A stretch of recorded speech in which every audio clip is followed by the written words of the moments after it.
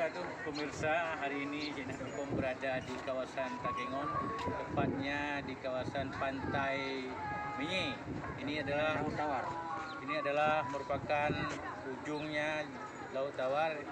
Dari kota Takengon ditempuh sekitar 1 jam, mungkin lebih sedikit.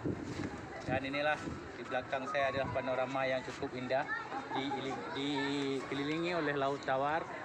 Ada spot yang cukup indah, tempat berfoto-foto ria bagi wisatawan yang datang dari daerah-daerah lain di kawasan Aceh dan di luar.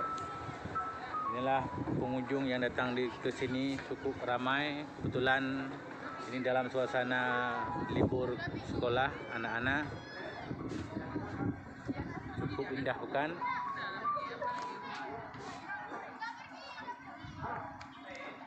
Bagi pemirsa yang ingin berkunjung ke Takengon, datanglah ke tempat ini. Ini spot yang indah. Selamat menikmati liburan. Laporan langsung dari Jenah.com dari TKP.